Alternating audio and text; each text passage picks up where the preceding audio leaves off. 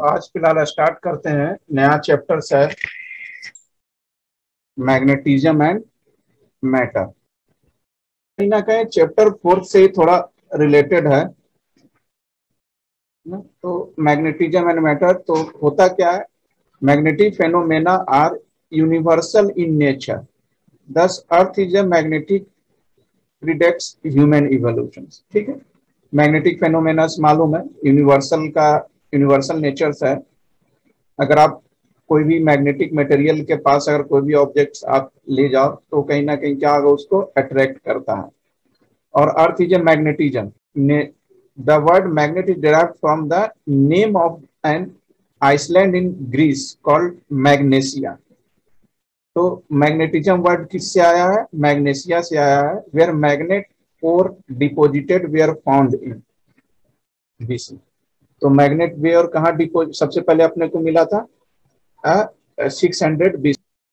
And shepherds on the Iceland complained that their wooden shoes which had nails at times stay stuck. तो उन्होंने देखा कि जो आपका जो उनका जो वुडन शूज थे, we had nail at times stay stuck in the ground, मतलब ग्राउंड में जा रहे थे, स्टक हो रहे थे।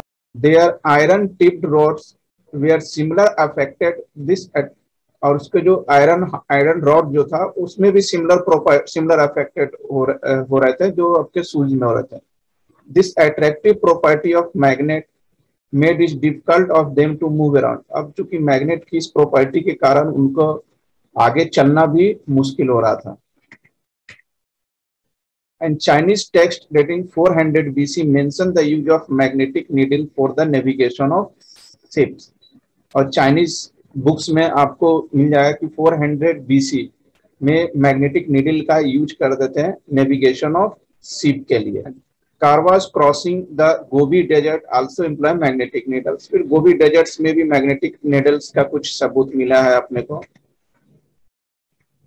The property of magnet to attract iron was discovered in a rock found in the ancient mineral rich region of Magnesia. तो magnet की प्रॉपर्टी जो आयरन को अपनी तरफ अट्रैक्ट कर ले, मतलब वैसा रॉक जो आयरन को अपनी तरफ अट्रैक्ट कर ले, और रॉक को क्या बोलते हैं? बेसिकली मैग्नेशिया, और that is called magnetic property.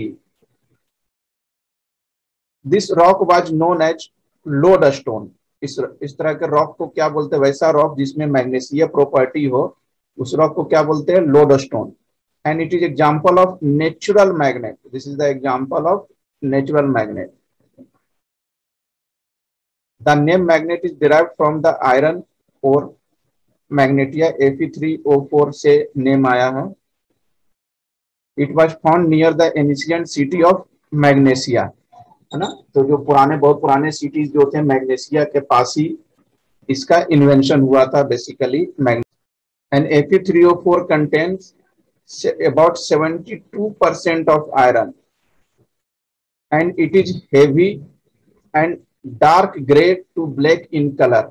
तो Fe3O4 जो होता है, मैग्नेटाइट जो होते हैं उसमें 72% आयरन्स होते हैं, ये हेवी होते हैं, एंड डार्क ग्रे से लेके ब्लैक कलर तक का ये मैग्नेटिस होते हैं, है ना। तो ये मैंने आपको जनरल डिस्कशन बताया मैग्नेटिज्म्स का। We have play with a magnet at some point of time in our childhood. बचपन में देखा होगा कि अपन लोहे के कोई भी चीज लेके मैग्नेट लेते थे, मैग्नेट से अपन जितने भी लोहे के चीज रहते थे वो उसको चिपकाने की कोशिश करते थे, उसको अट्रैक्ट करने की कोशिश करते थे। तो ये बचपन में बेसिकली करते ही रहते थे कुछ इस तरीके से। We have seen that magnet attract iron, nail और पिंस को अट्रैक्ट करता है। अब there are two basic property observed in lodestone. Lodestone को दो basic property होता है। attractive property where piece of lodestone is brought near iron flint, they cling to the lodestone.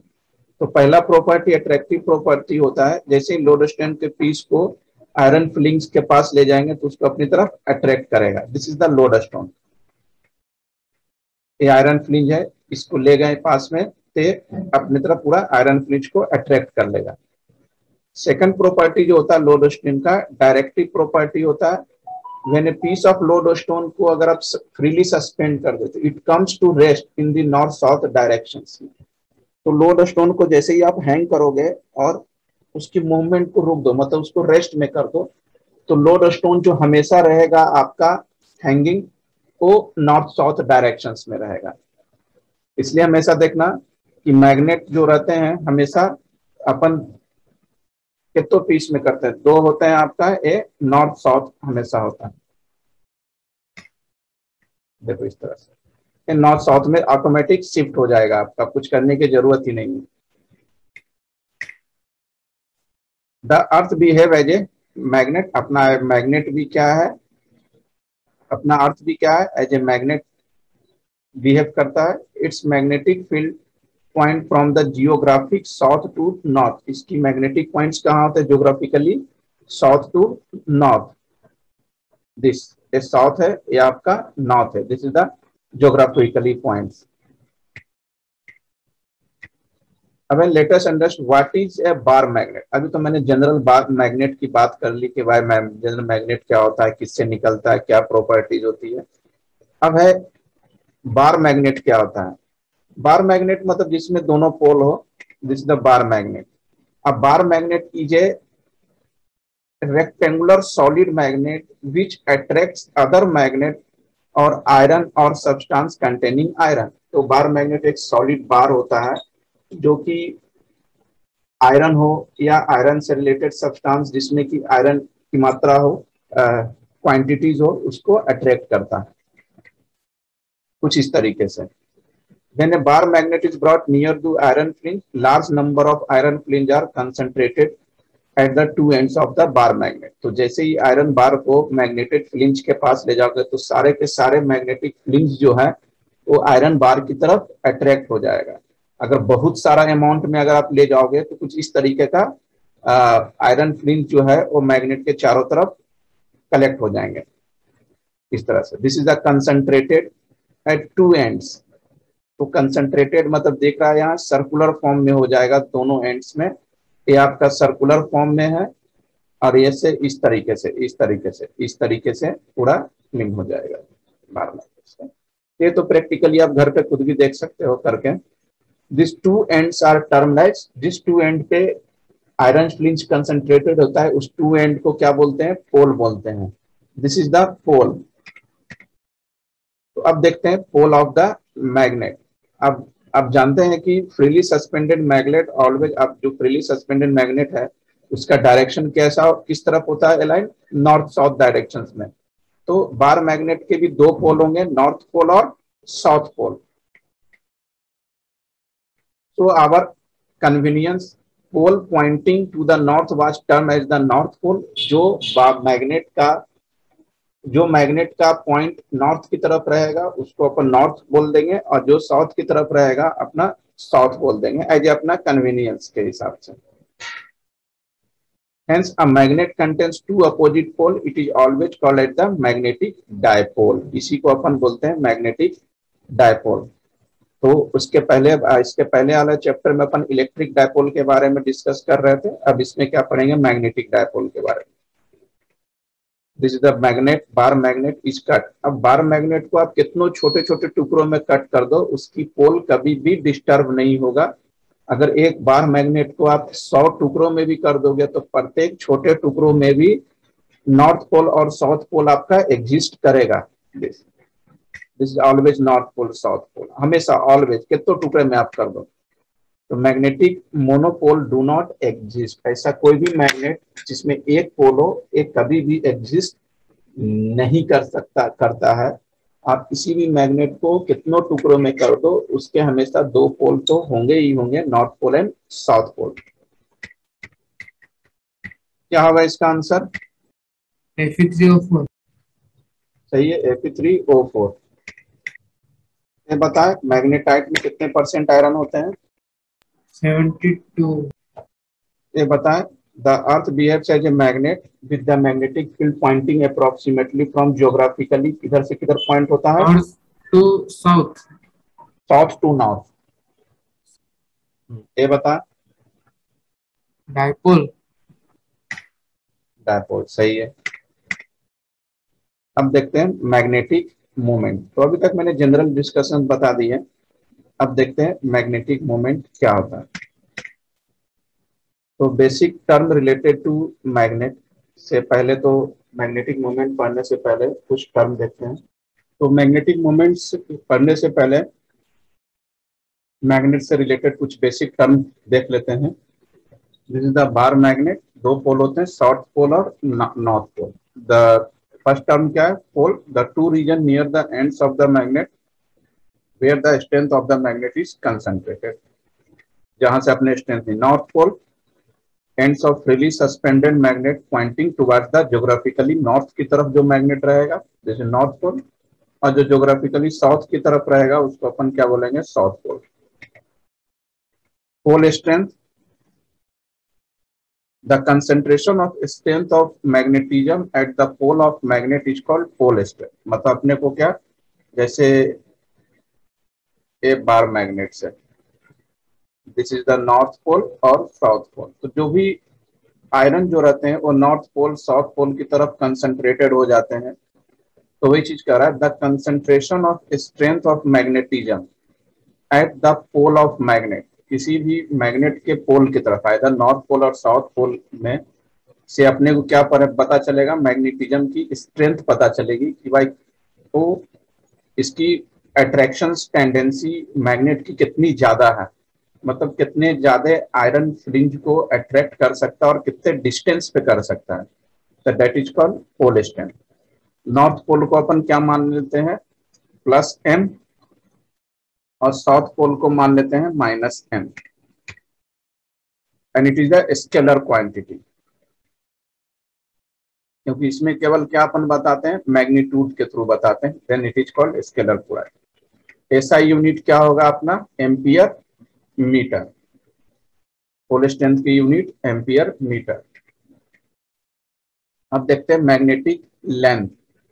तो ये दोनों साउथ पोल है जो नॉर्थ पोल है, इसके बीच की डिस्टेंस को क्या मान लेते हैं? 2L। The distance 2L between the fictitious north and south pole is called magnetic length। तो magnetic, it is a vector quantity directed from south pole to north pole. इसका डायरेक्शन हमेशा, जो मैग्नेटिक लाइन ऑफ फोर्स का जो direction होगा हमेशा south से north pole की तरफ होगा। मतलब magnetic line of force south से निकलेगा और नॉर्थ में इंटर करेगा, कुछ इस तरीके से, this south to north. A physical quantity which requires both magnitude as well as direction। तो दोनों इसमें मैग्नीट्यूड और डायरेक्शन दोनों है, इसलिए इसको अपन वेक्टर क्वांटिटी बोलते हैं। इसकी मैग्नेटिक लेंथ की यूनिट तो आपको मालूम है, लेंथ है तो यूनिट तो कर मीटर ही होगा। And magnetic length is always less than the geometric length. Magnetic length हमेशा लेस देन होगा ज्योमेट्रिक लेंथ। और ज्योमेट्रिक लेंथ क्या होता है? Two ends of the magnet के टू एंड्स के बीच के डिस्टेंस को that is called geometric length. और मैग्नेटिक लेंथ क्या होता है? 5/6 इंटू ज्योमेट्रिक लेंथ। अब देखते हैं magnetic dipole.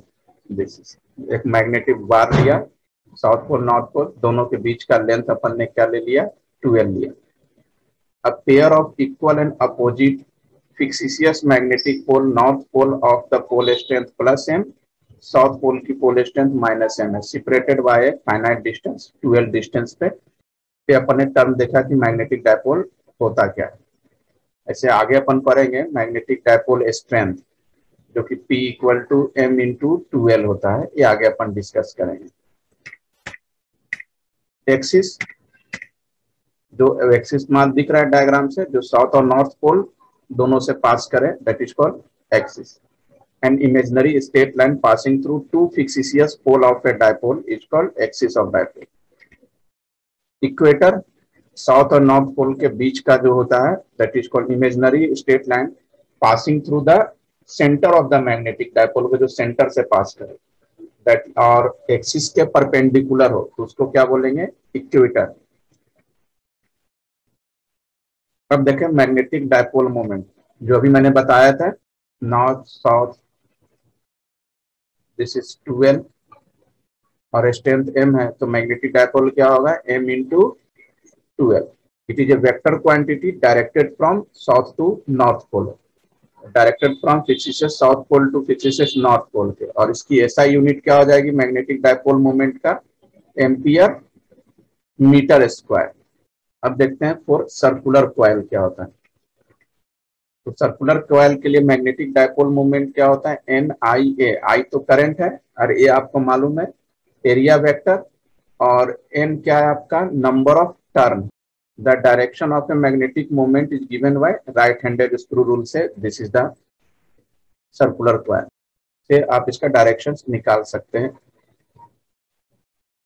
Now rotate the screw in the direction of current के डायरेक्शंस में, अगर स्क्रू को देखो सर्कुलर में दिख रहा है कि एंटी क्लॉकवाइज में करंट सर्कुलर में रोटेट हो रहा है।